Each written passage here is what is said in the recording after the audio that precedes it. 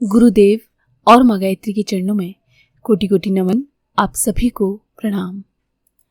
ध्यान का प्रभाव हम पर क्या होता है?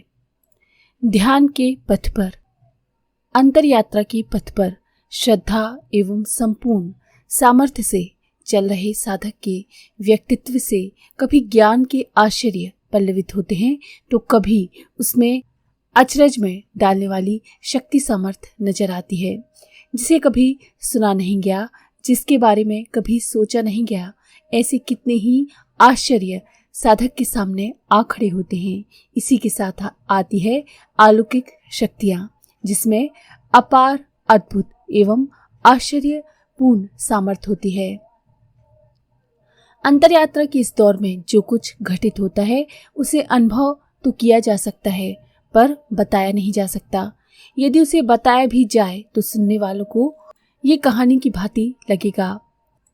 तार्किक लोग इसे अविश्वसनीय कहेंगे और बुद्धिमान लोगों के लिए ये एक गल्प कथा होगी। पर महर्षि पतंजलि कहते हैं कि ये उनके लिए सत्य है जो ध्यान करते हैं।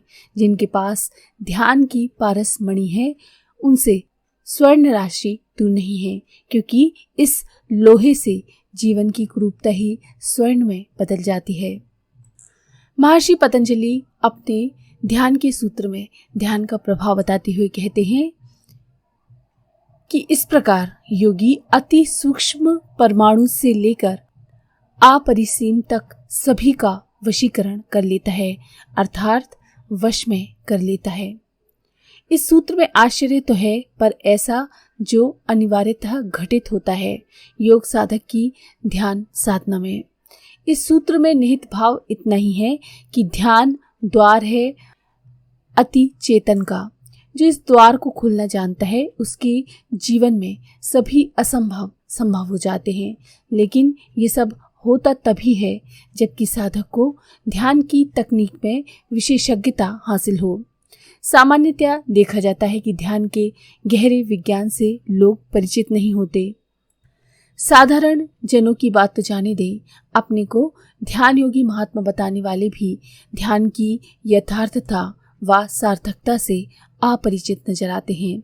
ध्यान के नाम पर जो होता या किया जाता है वो प्रायः नींद लाने वाली गोली से अधिक कुछ नहीं होता।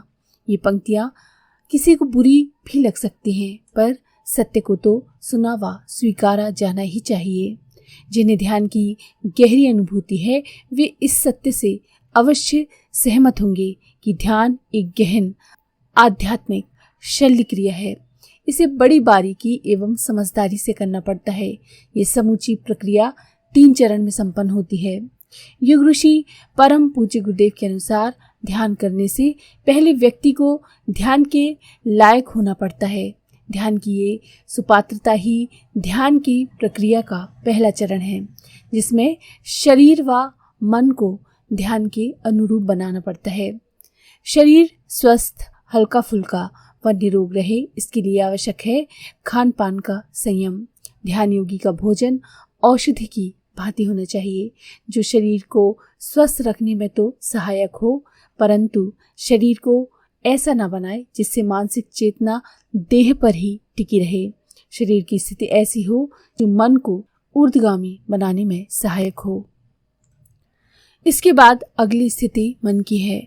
मन की गंगा में विचार व भावनाओं का जल बहता रहता है। इसे प्रदूषण मुक्त करना एवं इस प्रवाह को नियंत्रित करना, इसे ऊर्जा केंद्र के रूप में परिवर्तित करना ध्यान योग के साधक की अगली चुनौती है।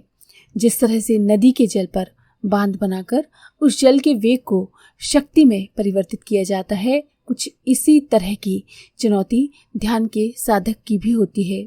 यदि जलधारा के वेग को नियंत्रित ना किया जा सका तो इससे टरबाइन चलाना संभव नहीं होगा और फिर विद्युत उत्पादन न हो सकेगा। ध्यान के साधक को भी अपने विचार व भाव प्रवाह को ध्येय की लय में बांधना पड़ता है। निरंतर प्रयास से ऐसा हो पाता है। पवित्र ध्येय के साथ जब मन लय हो जाता है तो न केवल विचार एवं भावनाएं शुद्ध होती हैं, बल्कि उनमें ऊर्जास्विता आती है और ये सचमुच ही लेजर किरणों के पुंज में बदल जाती हैं। अभी की स्थिति में तो हमारी ऊर्जा टिमटिमाहट की भांति है, इसमें कोई विशेष कार्य नहीं सच सकता। ध्यान की प्रक्रिया में आध्यात्मिक शल्य चिकित्सा के लिए मन की तरंगों का लेजर किरणों के पुंज में परिवर्तित होना अनिवार्य है। यही वो उपकरण है जिसके प्रकाश में अचेतन की गहराइयों में उतरना संभव हो जाता है।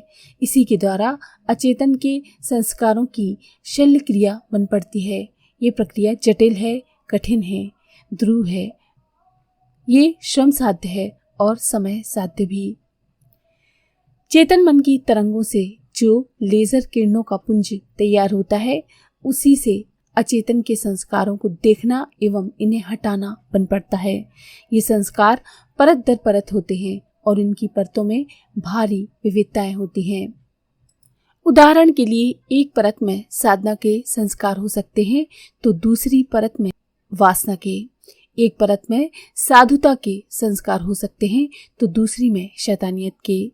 सामान्य जीवन के उदाहरण से समझना हो तो यही कहेंगे कि जिस तरह से बीज में वृक्ष का अस्तित्व छिपा होता है, उसी तरह से अचेतन की परतों में मनुष्य का संपूर्ण व्यक्तित्व समाया होता है। बीज से पहले कोपले एवं जड़ें निकलती हैं। उसकी कोमलता को देख करके औसत व्यक्ति यही सोचता होगा कि इस वट बीज में कितना वृहत आकार छुपा है, परंतु कालक्रम में धीरे धीरे सब प्रकट होता है। ठीक यही बात ध्यान के बारे में है। इस प्रयोग में ध्यान विज्ञानी अचेतन के संस्कारों का आवश्यक परिष्कार, परिमार्जन, यहाँ तक कि रूपांतरण तक करने में समर्थ होते हैं और अचेतन के अंधेरों से निकल करके अति चेतन के प्रकाशमय लोक में प्रवेश करते हैं।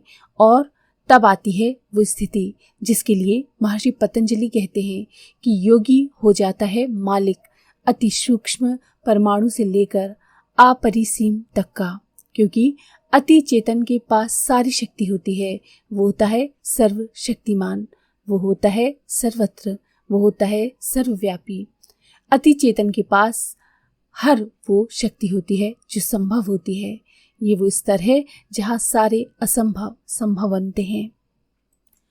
तो इस तरह से आप ध्यान के माध्यम से अति चेतन तक भी पहुंच सकते हैं। आज के लिए इतना ही।